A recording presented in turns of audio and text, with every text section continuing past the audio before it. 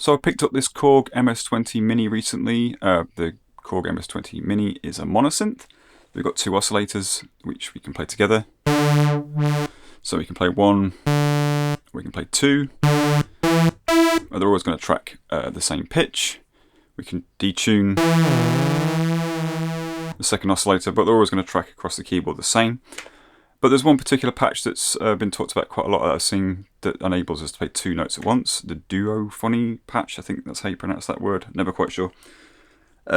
So it's quite commonly known. If you take the keyboard CV out, plug it into the sample and hold module, and then take the sample and hold module out and plug that into the CV input for PCO2, you're basically just copying the signal path. So the sample and hold isn't actually a sample and hold, it's a track and hold module. So when it receives a voltage on the input, it just tracks that continually until it receives a clock, and then it just freezes at that particular moment. It continues to send that voltage out until the clock is released, and then it continues to track. So if we just play this now, it's gone slightly out of tune.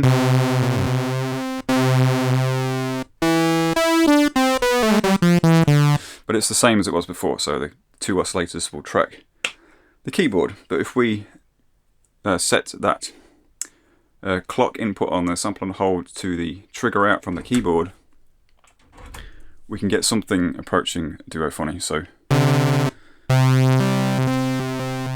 on, let me turn my sustain up. So we can play two notes at once. So once we're holding a low note, we can play a higher note, and that will track on VCO1. But there's a problem with this. So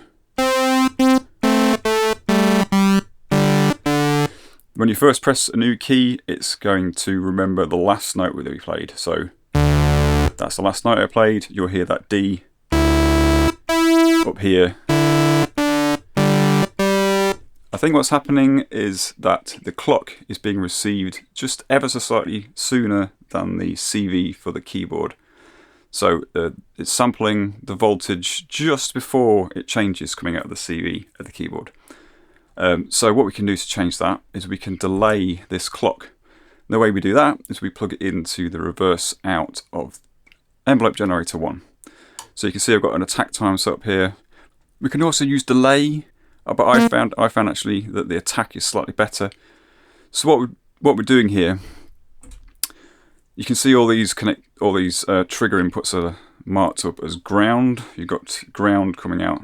So on the MS-20 and its related series, all the clocks are what's called S-trigs, which is switch triggers. So whenever a connection is made down to earth or 0 volts, that is considered to be a trigger that triggers these inputs.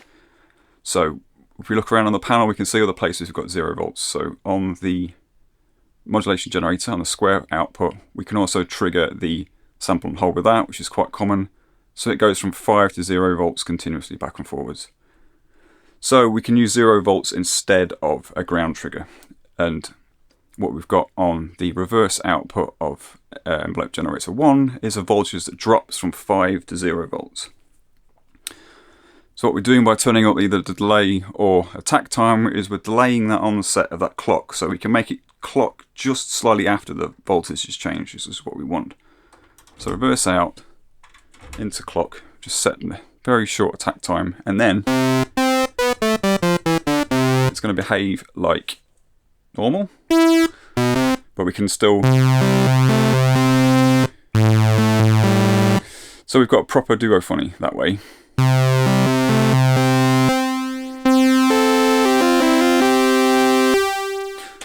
If you didn't want to tie up the reverse out on envelope generator 1, there's also another way we can get quite funky with the signal processor. So the external signal processor is designed to take an audio input. Audio signals fluctuate backwards and forwards between positive, passing through a center point, which is 0 volts, into negative volts, backwards and forwards. Audio systems don't tolerate what's called DC offset. So our control voltages, as we've got on the system, like the output of the envelope generators, will go from 0 volts to high and stay there. Audio doesn't like that. because if you were to send a DC offset to a speaker, for example, it would push the cone, and the cone would stay in that position, and that could potentially cause damage. So all audio systems tend to have what's called DC filters.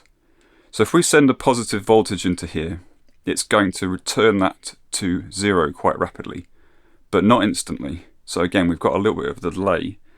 So if we were to take the positive output of envelope generator 1 and put that into the signal in of the external signal processor, I'm not sure you can see that, but you get a little peak. It immediately goes away. So we're getting positive voltage fed in, it's rising very rapidly, but then being pulled back to the center. It's also got what's called a it's also acting kind of like a half wave rectifier, but I don't want to get into that. So if we take the envelope output now of our external signal processor, not the trig, by the way, because that'd be back to front, I think. Anyway, this works, I know that much.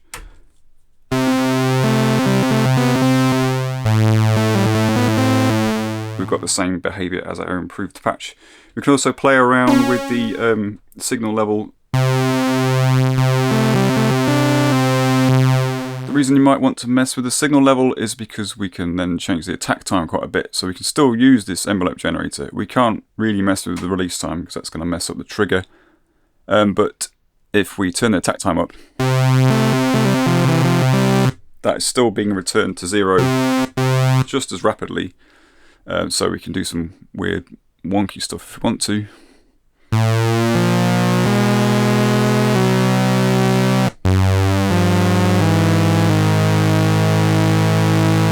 Just an example, not a very good one, but basically it frees up the attack part of envelope generator 1, and we still get to keep all the cool Duophonic stuff that we've done. Just as an aside, if you were to do the same thing with the signal processor but plug it into the trig out on the keyboard, we can see that we get a peak when we release the key. So that essentially turns this into a release trigger. So whenever we release our finger from the key, it's sending a trigger out. So I'm sure there must be a use for that. I haven't really experimented with that yet, but anyway, I hope this helps just explain a few things about the MS-20 that I found interesting. So I'm probably going to return to this because it's very cool. Thanks very much, and I'll catch you soon. Cheers.